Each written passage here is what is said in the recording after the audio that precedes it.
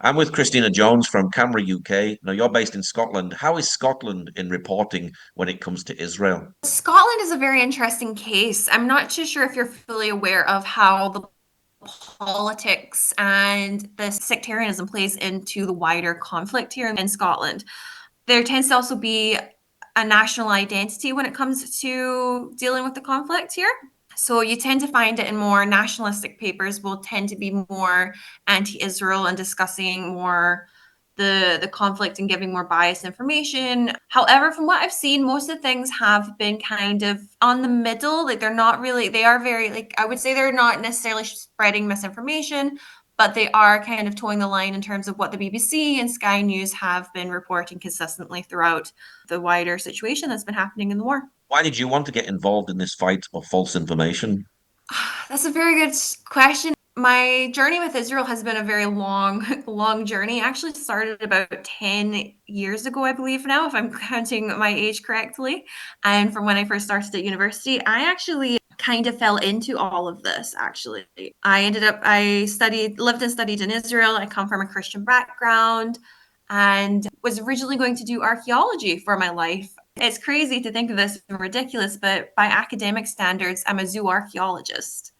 So I dealt with animal remains. And so when I left university and came back to the UK, I tried so hard to find and, find a job related to history or archaeology after studying it for my master's and my bachelor's.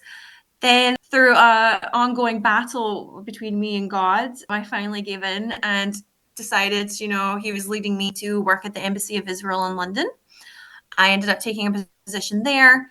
And really, that's kind of how it's all kind of started for me dealing with Israel in general and fighting bias and misinformation. And then I have recently just left the embassy. I've actually been with Camera full time since September, but previously for about 9 months or so, I was just part time with them. And I really believe in it as an organization because it's important because most people today get their information from the media. And, we are an organization about ensuring accuracy and holding media outlets accountable.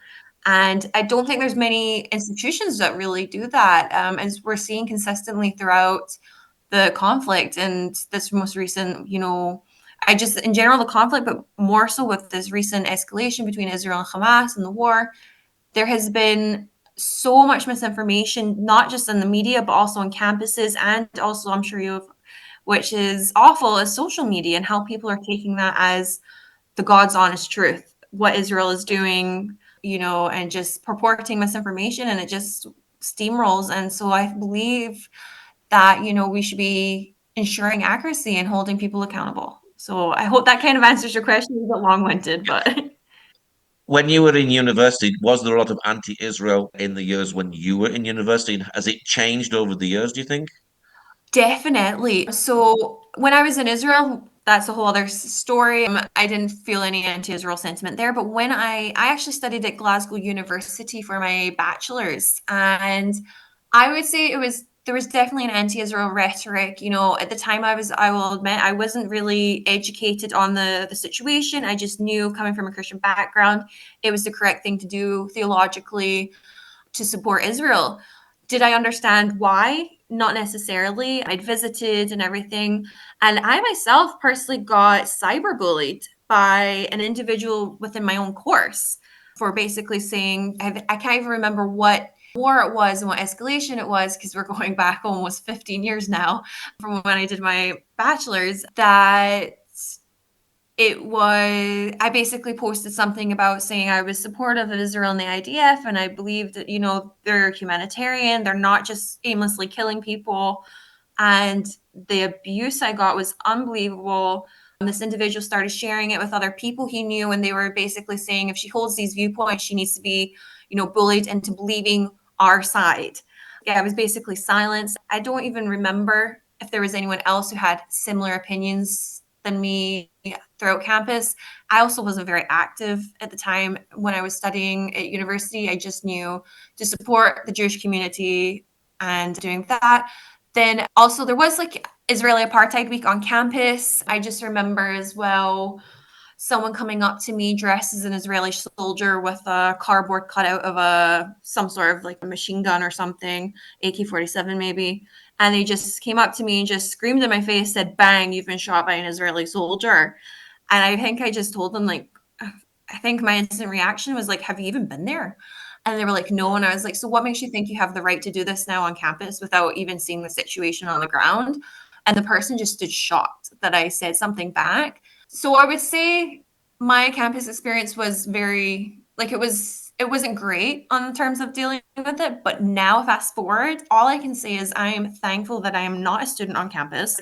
The stuff I have been dealing with since the war, and even just before the war, this that my students are dealing with on a day-to-day basis is unbelievable. The amount of anti-Semitism, the amount of anti-Zionism, the fact that some of them have had overt death threats, conspiracy theories against them since October 7th, being vilified by their peers. It's disgusting the change in the shift that I've seen. So even though it was existent when I was a student, I think with just this change in because social media also wasn't a big thing when I was a student either, doing my bachelor's, I think that's also changed the rhetoric and the story and made it even more of a hostile environment for students today. Is it ignorance, and is it just people just don't understand the real history of the Holy Land? That's definitely plays part of it, but I also think it's just a lack of willingness to even just research too. Like this is what's phenomenal. These people are going to these individuals focus mainly on students. These individuals are meant to be educated and using resources and utilizing this information and the tools that they're being taught on campus, and they're clearly not. They're just getting all their information off of Facebook, Instagram, and TikTok. Like I don't know. I guess it's maybe short and easy for them to understand. So there is definitely a level of ignorance, but I also think it's also an unwillingness to educate themselves. And I also think it's like the trendy thing to do is to hate Israel, to hate the Jewish community. You know, they see everybody else doing it. So they're basically what it's the expression like cows to the slaughter. They're just kind of following consensus effectively rather than doing their due diligence as their students effectively and learning to become academics. Is social media very important today? Anyone can put anything on social media, and it doesn't necessarily have to be correct, and people are believing it. So is that a danger as well? The people who put things up aren't necessarily journalists. Oh, completely. I think it's definitely a danger. I personally don't like social media or technology because it just does consume our lives and we take it for the truth on what people are doing. So it's easy way, as we're seeing also, for example, Hamas are even spreading misinformation. They're using it as an outlet to get their side out. And people share it and share it and share it. So they think it is actually accurate. So we're seeing not just like individuals doing it, we're seeing actual terrorist organizations utilizing it to help their propaganda. So I would definitely say it's not a useful tool. But then again, it can also be helpful if there's a viral thing. You know, we've managed to, not just myself and other organizations as well, have tried to highlight, you know, the students that have been going around pulling down posters of hostages. So there is a counter narrative as well that's coming through from it. So I wouldn't say it's always negative. It can be used for a positive, but it's it's going into those there's a term for it and I can't remember it, but it effectively shares it with like your main people, and that's how it kind of information gets shared around. But definitely there's positives and negatives to it, but at the moment I see more negatives from it. Are you quite shocked that people are actually taking down posters of hostages? Oh, I'm disgusted. Disgusted. I have no words for such actions. I think I wish I could understand their understanding, what they in that moment think it's acceptable to do that. I actually saw an example basically saying you would never pull down a poster of a dog.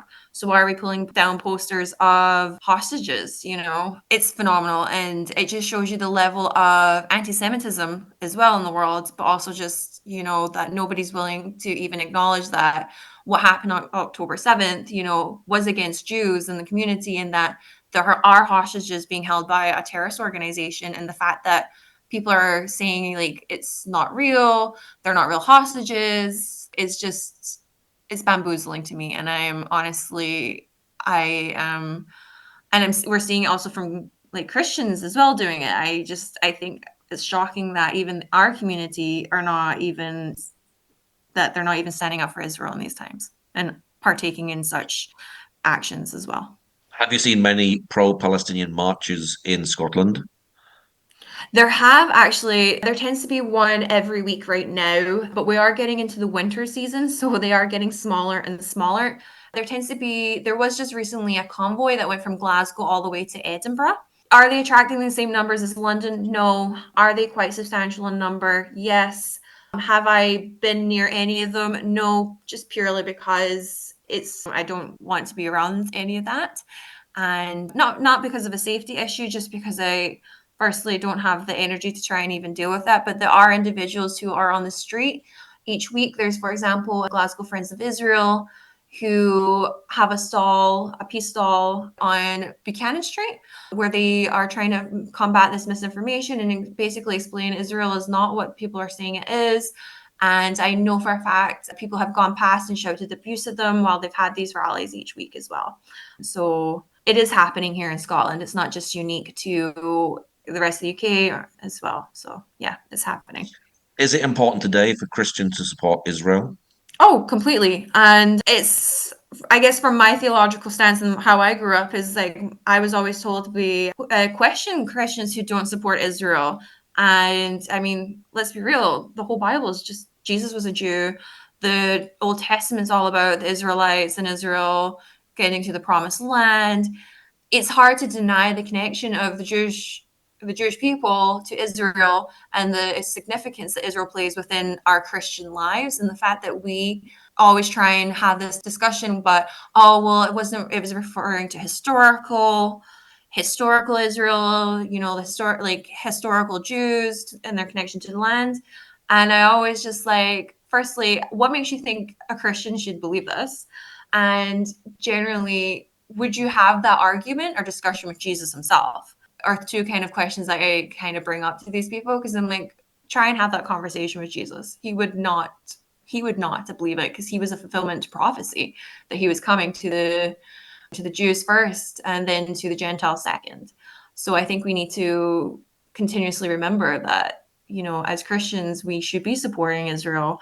And I always take fast and firm belief in the promise that was given to Abraham, or was mentioned to Abraham, if I'm getting my the forefathers correct. It was, I will bless them that bless thee and curse them that curse thee. And I fully believe in that verse. And I've seen the fruition of supporting Israel consistently throughout my career. That I stress, I never necessarily decided to do this. I kind of fell into it, as I mentioned earlier, but I have no regrets supporting Israel and now actively standing up for them on a day-to-day basis and working with the Jewish community. You were in the embassy at one time. What was that like? It was very interesting. I actually worked under Mark Regev, and I have also worked under Ambassador CP Hotaveli as well. It was very interesting. My role within the embassy first was to deal with, I engaged with the wider Christian communities. That was the purpose I was purely actually hired for, because they wanted an individual who understood the wider Christian world and could explain it to them, and how they could actively engage and explain the nuances from either side, so that there would be better, communication. I also dealt with the wider faith community, so like engagement with the Hindus, the Sikhs, the Muslim community. And I also worked with the grassroots organizations, so Friends of Israel groups that were actively supporting Israel. And I did that role for 2.5 years. Then I actually came back to Scotland, and I reopened the embassy's office in Scotland and undertook all their engagement for them on a day-to-day basis. So I always joke that I was effectively a miniature embassy by myself, that I was doing their engagement in terms of engaging with Scottish press outlets, working with MSPs, Scottish government, engaging with the cultural sectors. So I did that for 2.5 years as well, and was part of the delegation that, I don't know if you remember, but COP26 was actually held in Glasgow in Scotland. So I was part of the Israeli delegation to COP26 as well. So it was a very interesting time for almost 6 years with them, and no regrets. Definitely, I learned a lot of experience that I can take into jobs, and that I've taken into this job going forward. And I'm forever grateful to God for the opportunities he gave me, and the people I met, and the connections I made throughout that time as well. And all the individuals, like diplomats and everything that I worked with as well. How is the media in Scotland? Is it good or is it bad when it comes to Israel? At times it can be good and at times it can be bad. I've seen, for example, there's a really good article explaining why Labor were not like why Keir Starmer was not supporting a ceasefire about a month ago. Then I've also seen some really bad misinformation going around from other outlets. It just depends on the day, it depends on the journalist, and it depends on what is happening, I guess, within any kind of situation that's occurring within Israel and the current wars. It's definitely not great, that is for sure. However, there are some, I guess, tunnels of lights are coming out as well throughout. So overall, not great, but there is still hope as well for some media outlets as well, I would say. What is your prayer for Israel at this difficult time? I mean, I don't even know if I can put it into words, but my prayer for Israel is, pray for the peace of Jerusalem and the salvation of Israel was what I was always told to pray for growing up, and praying just for, that Israel will prevail and that there'll be a beacon of light within the world. That's all I could probably say at the moment. And what's your website address for people who'd like to know more about the work of Camera? For Camera UK, it's camera-uk.org. That's specifically the work that we do within the UK. For the wider work of Camera, and you can see all the varying different departments, like our Spanish and Arabic department is camera.org. We also have Camera on Campus. You can easily just put that into a Google search as well, and you can see the work that we're doing, undertaking with the campus students and how we help them day to day as well. Okay, Christina, thank you very much. No, it's my pleasure. Thank you so much for having me.